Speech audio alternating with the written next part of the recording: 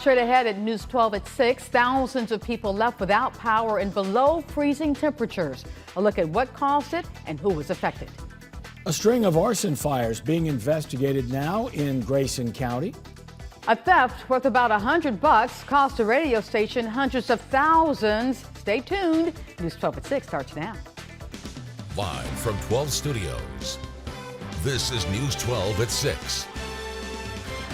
Welcome to News 12 at 6. I'm Brenda Teele. I'm Jeff Eliasoph. Power has, at long last, been restored to almost everyone after an outage left more than 7,000 Pottsboro customers in the dark. Many of them were without heat in the brutal cold for more than 12 hours. News 12's Hannah Gonzalez spoke with the city manager about what happened.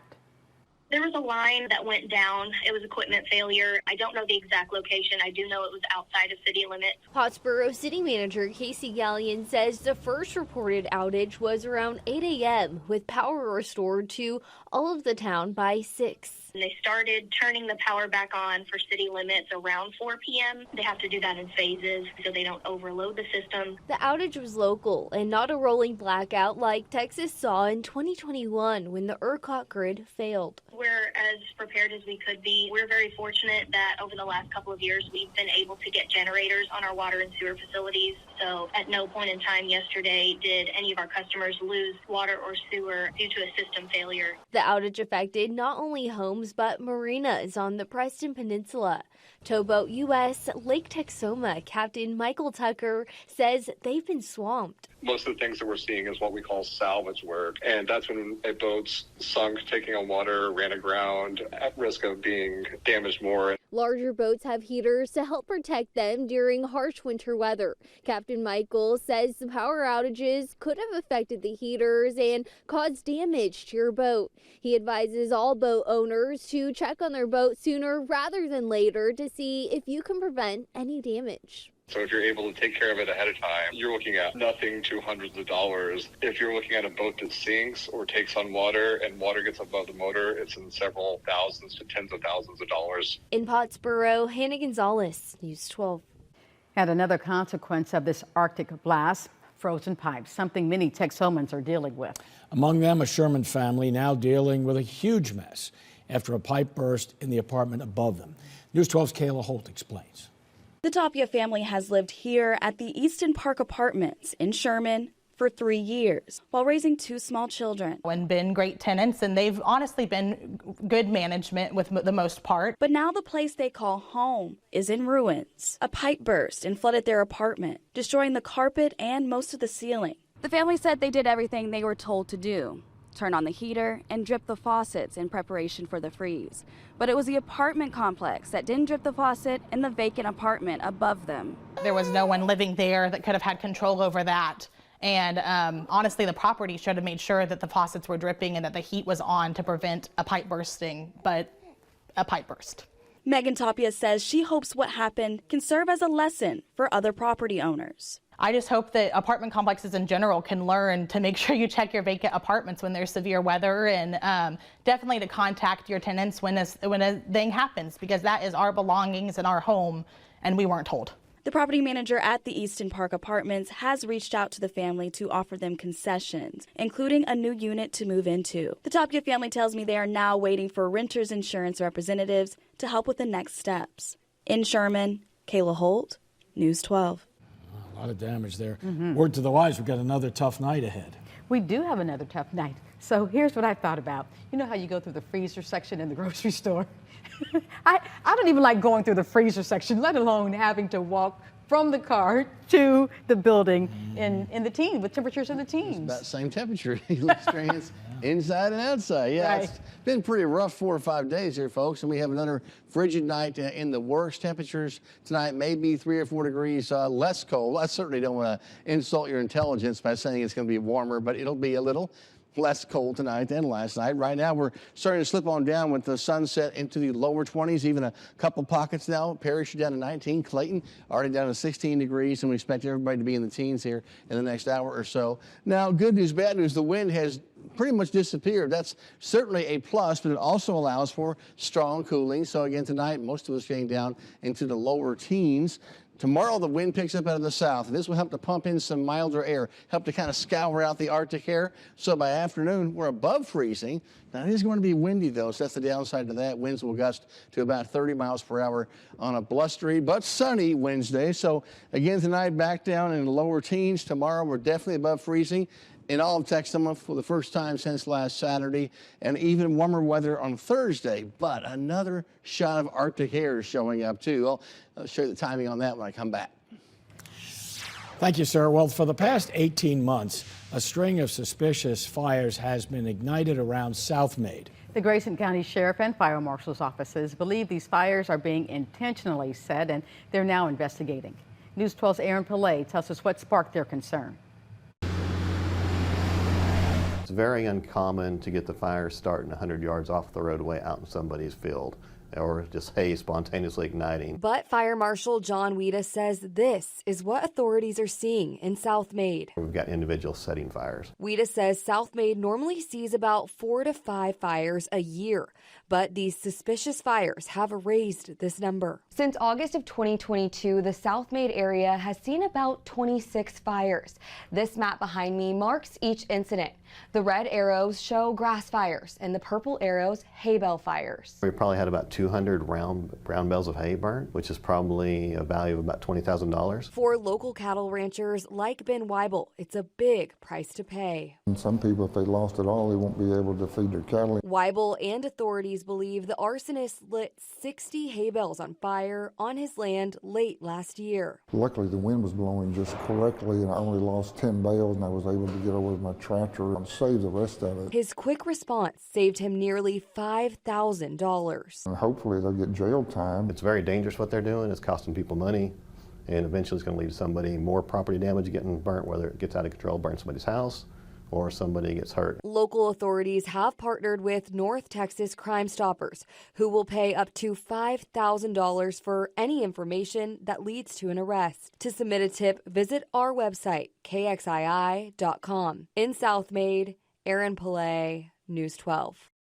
A different kind of destruction here. The Choctaw County Sheriff's Office is investigating after suspected copper thieves destroyed a radio tower overnight, causing $500,000 worth of damage. Sheriff Terry Park says this happened south of Grant near the way station on Highway 271. The falling tower, which belongs to a local country music radio station, also damaged a nearby building. Park says that the copper the vandals got away with was worth maybe a few $100s, but they caused about, as we say, about $500,000 worth of damage. No arrests have been made, and Park asks if you have any information about the incident, please contact the Choctaw County Sheriff's Office. 4 minors have been arrested, and a man is in the hospital after a shooting at an Ardmore park. News 12's Caroline Cluis-Fletcher spoke to police about how the kids got their hands on a gun in the first place.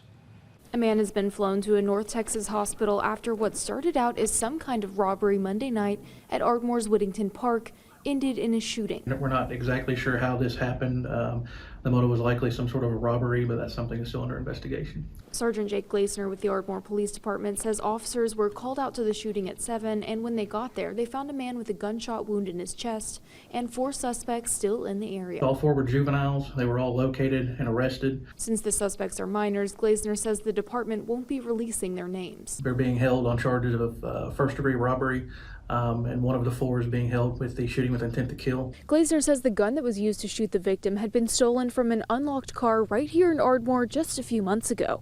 We've made some media releases in the past about the importance of locking your car and securing your weapons. This is just an example of that. Gleisner says most car burglaries would be prevented if people locked their vehicles, and says most of the cases they work involve stolen guns. It's pretty common for stolen weapons to be used in shootings or taken off the street in some sort of criminal capacity. In Ardmore, Caroline Cluis-Fletcher, News 12. Well, the former Ringling principal and high school coach accused of verbal and sexual abuse of students has filed to withdraw his no contest plea. 38-year-old Philip Coons is charged with a misdemeanor count of outraging public decency.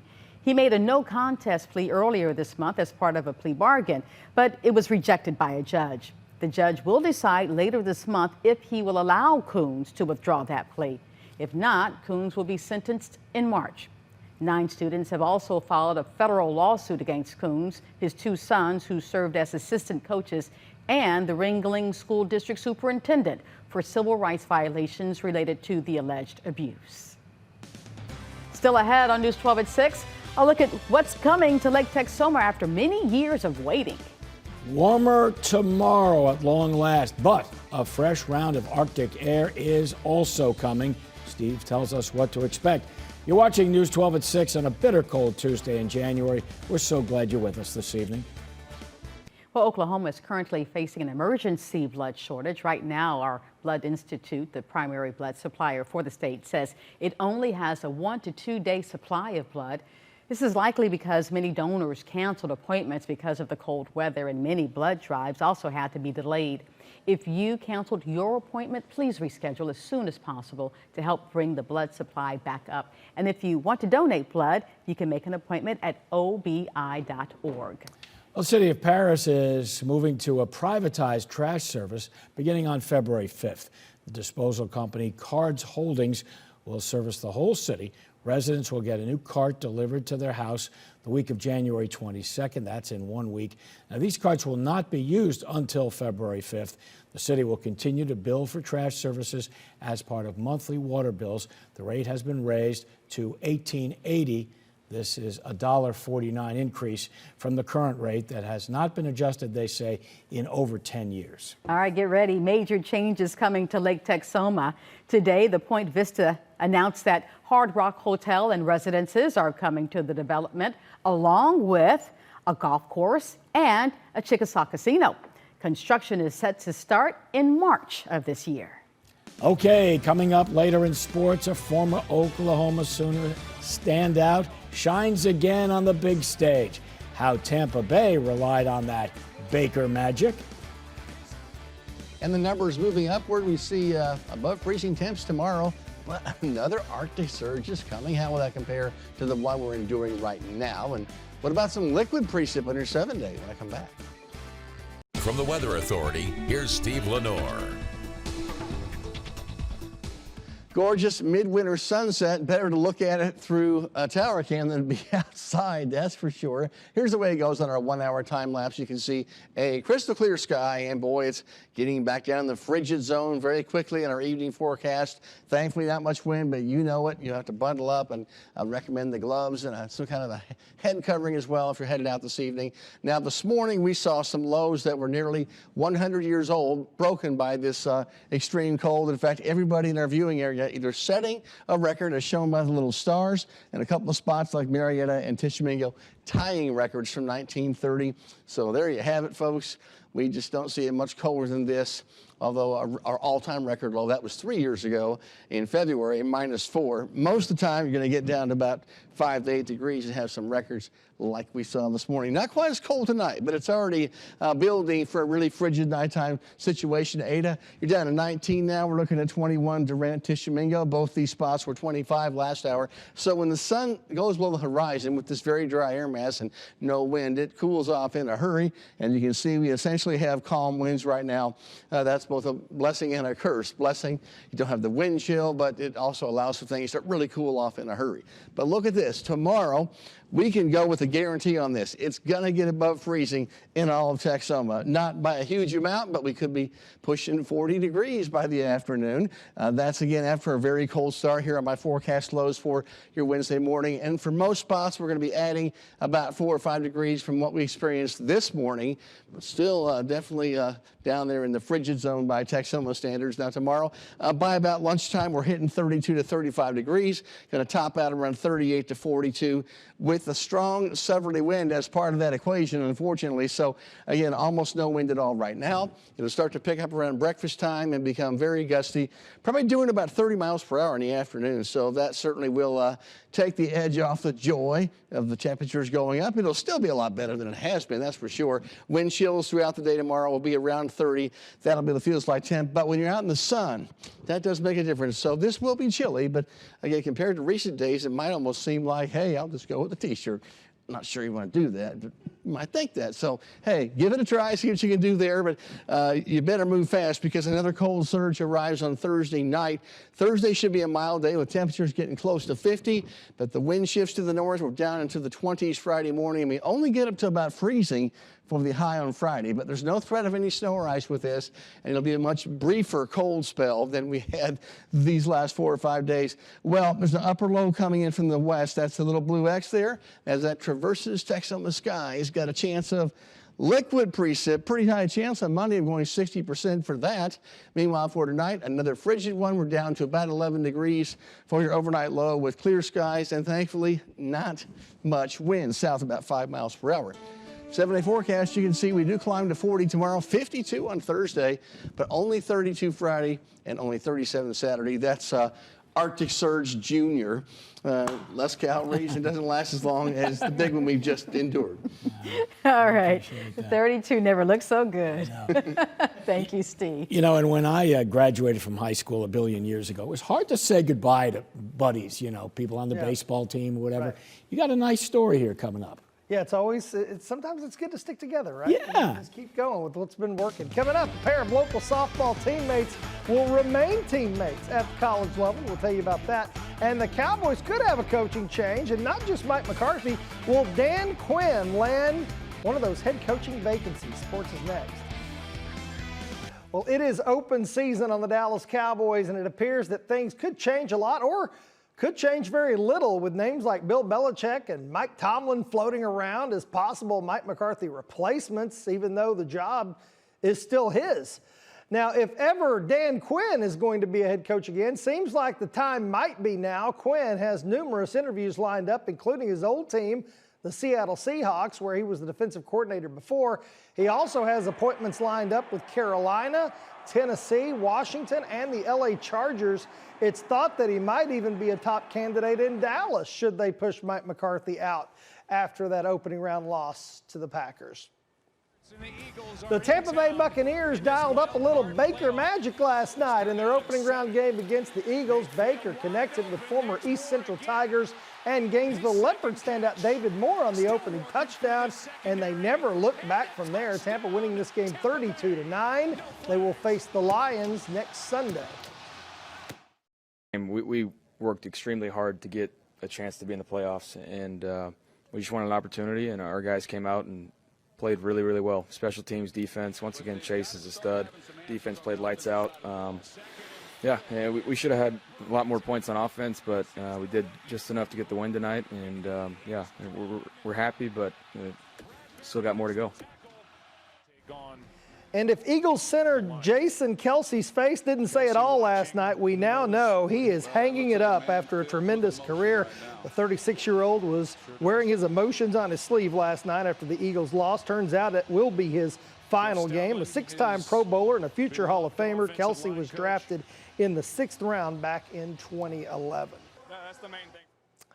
Had a double signing day at Rattan High School for a pair of softball stars headed to Carl Albert State. Delaney Ross signed her letter of intent to join Carl Albert, while her teammate Tinley McCarty does the same. The two have been a dynamic duo for the Lady Rams, and they will stay teammates at the college level. And we'll be right back. Welcome back to News 12 at 6. So hopefully you won't see these lows on the map again this winter, but we can't promise that's for sure.